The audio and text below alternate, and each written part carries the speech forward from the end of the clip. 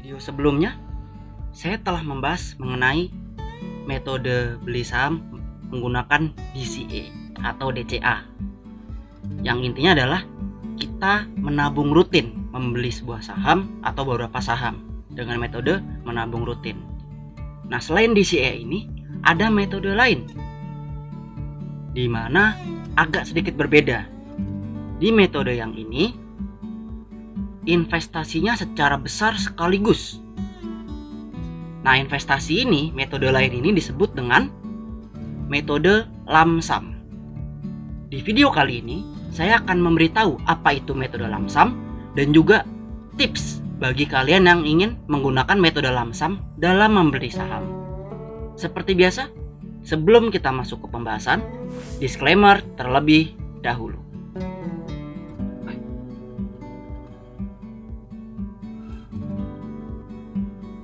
Oke, kalau sudah dibaca kita lanjut ya ke pembahasan. Metode lump sum atau lump sum, ya cuma digabung aja sih kalau ini. Yang intinya adalah metode ini menginvestasikan modal dalam jumlah besar sekaligus pada satu waktu.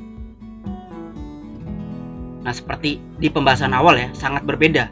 Jika DCA atau DCA, dollar cost averaging, intinya kan kita membeli secara sistemnya itu menabung rutin pada periode tertentu, mau itu 1 bulan, 1 minggu, atau per 3 bulan sekali. Intinya kita menabung rutin atau nyicil pada periode tertentu. Sedangkan pada lump sum ini berbeda. Pembeliannya itu dilakukan dalam satu waktu dengan nominal yang besar, sehingga tidak menabung, tidak menyicil, tetapi langsung sekaligus dalam jumlah besar di satu waktu.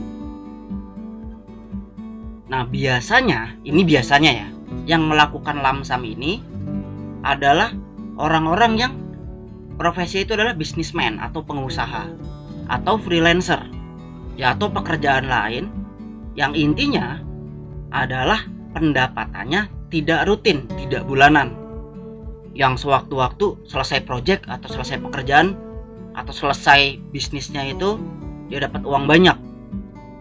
Nah, sebenarnya orang kantoran atau yang gaji bulanan juga bisa sih dapat uang banyak, misalkan sewaktu dapat uang kaget ya, mungkin pas THR atau bonus atau sebagainya. Namun apapun itu ya, intinya adalah lump sum ini atau metode lump sum adalah membeli dalam jumlah besar sekaligus pada satu waktu. Intinya seperti itu ya. Nah, yang perlu diperhatikan pada metode lump sum ini adalah, ya kita ketahui ya, kita kan belinya dalam jumlah banyak dan dalam satu waktu. Sehingga pada saat pembelian, yang pertama adalah lakukan analisa. Nah, ini nggak capek-capek saya ingatkan ya, untuk melakukan analisa. Jadi sewaktu mau membeli sahamnya, cek terlebih dahulu bagaimana fundamental saham tersebut. Apakah baik, bagaimana ekuitasnya, asetnya. Cek secara menyeluruh. Nah, dari mana bisa tahu? Yaitu kita bisa tahu dari laporan keuangan. Jadi bacalah laporan keuangannya. Dan juga lihat rasio profitabilitasnya. Saya baru bikin videonya kemarin ya ini. Bagaimana labanya, bagaimana gross profit marginnya. Dan tentu saja cek dividennya. Sebesar apa memberikan dividen dan rutin atau tidak. Nah, terkait dengan analisa ini, saya sudah bikinkan videonya. Link ada di deskripsi, nanti bisa ditonton sendiri ya, terkait dengan analisa ini. Nah, agar kalian tidak salah beli saham, jadi lakukan analisa. Nah, biasanya pemula yang baru dan uangnya banyak itu akan melihat rekomendasi saham atau gabung grup berbayar gitu. Kayak karena kan belum bisa analisa, masih pemula. Nanti dapat kata-kata, wah ini saham yang bakal naik nih. Wah, ini rekomendasi saham harian, pasti cuan. Belilah saham-saham ini. Berikut ini adalah list-list saham yang akan multi bagger. Ya, agak aneh gak sih kalau misalkan dia tahu nih saham bakal cuan, ya ngapain di share? Ya ibaratnya kayak kalian ngeliat atau nemuin harta karun. Ya ngapain coba harta karunnya kalian sebarluaskan, kalian teriak-teriakin gitu. Ngapain gitu disebar-sebar? Kan lebih baik kalian simpan sendiri, ya kan? buat diri kalian. Jadi rekomendasi-rekomendasi ini tuh ya berbahaya ya sebenarnya, tetapi belum tentu juga. Sebenarnya ada kalanya rekomendasi dan analisa pihak lain ini benar dan baik gitu. Nah kalau seperti itu jadikanlah sebagai referensi atau masukan, sehingga rekomendasi yang kalian dapat ya jangan ditelan mentah-mentah. Maka dari itu sebagai investor ya kita harus lakukan analisa. Nanti kalau dapat rekomendasi ya silakan buat jadi pendukung analisa kita ataupun bahkan melemahkan analisa. Intinya lakukan analisa, tetap analisa sendiri ya agar nggak kena pom-pom. Jadi kalau ada rekomendasi, ada saran segala macam ya sekedar masukan aja. Lalu yang kedua, lakukan diversifikasi. Nah diversifikasi ini bisa pada instrumennya. Jadi sewaktu dapat uang tersebut ya dipecah, jangan ke saham saja, bisa ke reksadana, deposito, obligasi, bahkan peer-to-peer lending dan sebagainya. Ini diversifikasi pada aspek instrumen ya. Nanti mungkin akan saya buatkan video terkait instrumen investasi lain selain saham. Lalu pada sahamnya sendiri, sewaktu pembelian itu didiversifikasi juga. Beli di beberapa sektor, jangan di satu sektor saja atau fokus di satu saham saja. Lakukan diversifikasi. Ya mungkin nanti kalian akan dengar ya ada yang ngomong investor sejati tidak melakukan diversifikasi. Atau ada yang nyeletuk ngomong diversifikasi hanya untuk orang yang tidak yakin dengan saham yang dibeli. Ampun Bang Jago, ampun. Ya begini ya, video ini dan juga bahkan channel ini ditujukan kan untuk kita yang masih pemula. Kalian yang menonton ini dan saya pun juga masih pemula. Saya kalau dibandingin sama Pak Lo Keng Hong, Warren Buffett, apalah artinya, kayak saya cuma berapa tahun di pasar modal, saya masih ngerasa saya pemula, nggak ada apa-apanya. Nah saya dan Anda, kita semua wajar sebagai pemula tuh salah analisa. Dan wajar kalau kita salah beli, mungkin di harga yang terlalu tinggi atau di momen yang kurang pas sebelum bagi dividen, itu kan harga juga lagi tinggi. Jadi karena kita masih pemula yang nggak ngerti apa-apa ini, untuk mengurangi resiko ya kita lakukan diversifikasi. Jadi seperti itu. Nah kalau misalkan memang ada yang jago, mungkin senior, bapak-bapak atau ibu-ibu, mas-mas, mbak-mbak yang senior nonton video ini ya, kalau anti dengan diversifikasi ya silahkan.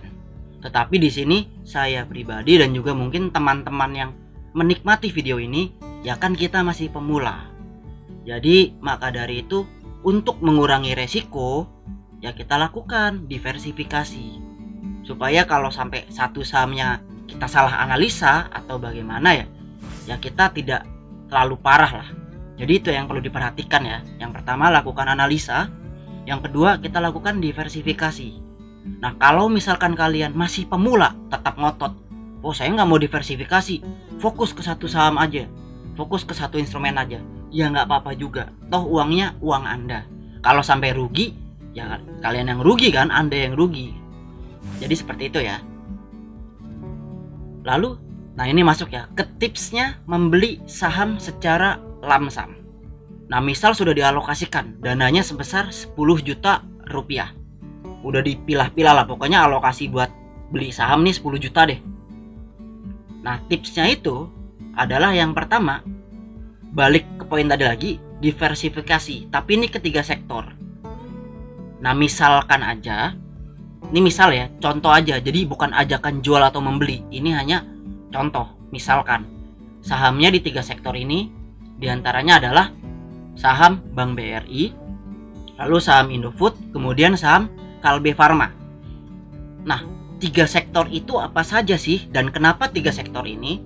Itu saya sudah pernah bahas di video ini ya, terkait 3 sektor saham yang baik untuk pemula. Jadi bisa ditonton ya, biar lebih jelas dan lebih detail kenapa sih 3 sektornya ini. Nah kalau mau BNI, Mayora, lalu Prodia, boleh. Atau mau Bank Niaga, kemudian Campina, lalu Sido Muncul, juga boleh, silahkan. Jadi silahkan dipertimbangkan, bebas pemilihan sahamnya. Pokoknya sesuaikan saja dengan analisa dan preferensi masing-masing. Karena setiap orang pasti berbeda kan, analisanya dan preferensinya. Intinya, poinnya adalah yang pertama, perusahaan tersebut yang kalian pilih itu terus bertumbuh. Lalu, perusahaan yang dipilih berfundamental baik. Dan selanjutnya, perusahaan tersebut rutin membagikan dividen. Nah, supaya lebih detailnya apa saja selain itu ya bisa dilihat di video ini ya. 3 sektor saham yang baik untuk pemula. Kenapa 3 sektor ini dan apa alasannya? Lalu cara-cara memilihnya. Nah, oke. Lalu tips yang kedua, gunakan 50% dana dan beli secara proporsional. Jadi dari dana 10 juta tadi, kita hanya gunakan maksimal 5 juta pembeliannya. Nah, ini harga-harga sahamnya ya, Bank BRI itu di harga 4.900. Maka kita bisa beli sebanyak 3 lot dengan jumlah Rp1.470.000. Lalu saham Indofood kita bisa beli 3 lot dengan total pembelian Rp1.837.500. Dan lalu Kalbe Farma kita bisa beli sebanyak 7 lot dengan pembelian Rp1.547.000. Sehingga total pembelian kita sebesar Rp4.854.500. Ya, tetapi kan ada fee sekuritas, biaya transfer dan segala macam lah. Ya udah, kita bulatkan aja pembelian kita menjadi Rp4,9 juta. Nah, jadi dana yang kita gunakan buat belanja saham adalah 4,9 juta. Nah, dari uang 10 juta tadi ada saldo kan sebesar 5,1 juta rupiah. Nah, kalian mungkin bertanya, kenapa sih kok harus ada saldo? Kenapa nggak langsung dibelanjain aja gitu 10 juta? Kenapa saldonya harus disisain dan 50%? Oke, gini contohnya ya.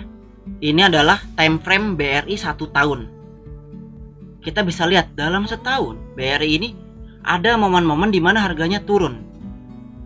Nah, pada saat momen harganya turun ini, kita lakukan averaging down. Nah, lagi-lagi kalau bingung, apa sih averaging down? Saya udah buatkan videonya terkait dengan averaging down dan juga cut loss.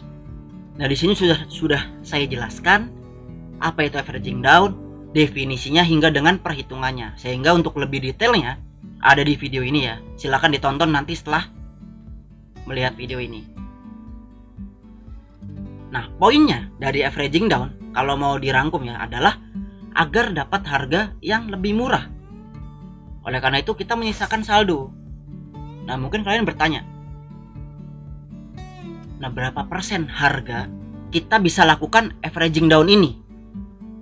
Nah, kalau dari saya, dari paham saham menyarankan itu di 10%. Jadi sewaktu harga belinya di 4.900, kan kita beli di harga segini. Sehingga sewaktu ada penurunan 10%, harganya jadi 4.410 ya, atau di bawahnya bahkan ya. Nah, di momen inilah kita bisa melakukan pembelian atau averaging down saham BRI tersebut. Nah, mungkin kalian bertanya lagi atau punya pemikiran, gimana kalau 5% aja baru mulai averaging down-nya, nggak usah nunggu 10%. Jadi sewaktu harganya di 4.600-an, ya udah di situ kita mulai beli lagi, nambah sahamnya. Atau gimana kalau 20% aja? Kita mulai averaging down. Jadi pas udah bener-bener dalam kita baru beli di harga 3.900-an. Nah, mungkin kalau kalian punya toleransi yang berbeda, ya silahkan. Tidak apa-apa. Setiap orang pasti kan berbeda. Sesuaikan aja dengan profil resiko dan perhitungan masing-masing. Tetapi kalau dari saya pribadi, kalau 5% itu adalah volatilitas normal. Hal tersebut sering terjadi dalam rentang waktu mingguan atau harian aja mungkin. Jadi belum layak buat di averaging down. Sedangkan untuk 20% itu terlalu dalam toleransi resikonya. Biasanya pemula nggak akan kuat lihat penurunan sedalam itu. Makanya idealnya itu adalah 10% penurunan. Makanya dari saya pribadi, dari paham saham menyarankan 10%. Jadi begitu ya. Alasan kenapa gunakan 50% dana dan belinya proporsional. Itu karena hal tersebut. Jadi sewaktu ada penurunan, kita masih punya amunisi, punya cadangan cash buat melakukan averaging down. Jadi tips membeli saham secara lamsam adalah seperti tadi ya. Pertama, diversifikasi ke 3 sektor saham yang baik untuk pemula. udah pernah saya buat videonya. Yang kedua, gunakan 50% dana dan beli secara proporsional. Hal ini kita lakukan untuk mengurangi resiko, karena kita sadari diri kita masih pemula. Sehingga kesimpulannya adalah, yang pertama, lump sum ini lebih berisiko dibandingkan dengan dollar cost averaging atau DCA. Ya karena lump sum kan langsung membelinya ya, di satu waktu dengan nominal yang besar. Sehingga otomatis ya risikonya pasti lebih besar dibandingkan yang nyicil rutin atau nabung rutin. Lalu yang kedua, nah karena risikonya besar, kita kurangi risiko dengan diversifikasi dan dengan tidak all in dalam pembeliannya. Kita masih sisakan cash agar kita masih punya peluru atau amunisi untuk melakukan pembelian lagi sewaktu harga sahamnya turun. Dan yang ketiga, saya nggak capek-capek ulangin, lakukan analisa. Ya karena biasanya dosa terbesarnya atau kesalahan terbesarnya pemula itu yang nggak sabaran dan males, akhirnya ikut grup-grup berbayar, ngikutin rekomendasi saham dari orang-orang tanpa lakukan analisa. Nanti terjebak di saham yang salah, akhirnya rugi ada teriak-teriak, waduh saham nih judi, saham tuh gak bagus, saham tuh buruk. Padahal kan karena malas analisa. Jadi kalau belum bisa analisa atau malas melakukan analisa, lebih baik pakai metode DCA aja, dollar cost averaging, karena ini cara paling mudah investasi saham. Atau uangnya kalian parkirkan aja ke reksadana. Nah nanti mungkin akan saya buatkan ya video terkait reksadana supaya tahu apa itu reksadana dan bagaimana pembeliannya. Tapi kalau emang mau parkir, mau disimpan untuk sementara aja, lebih baik di reksadana pasar uang. Nanti sewaktu sudah bisa analisa, sudah yakin, baru tarik dan masukkan ke saham. Oke, jadi demikian video kali ini terkait pembelian lump sum. Jangan lupa tonton video terkait diversifikasi di sini dan video terkait averaging down di sini, dan juga video lain di channel Paham Saham. Agar kita paham saham.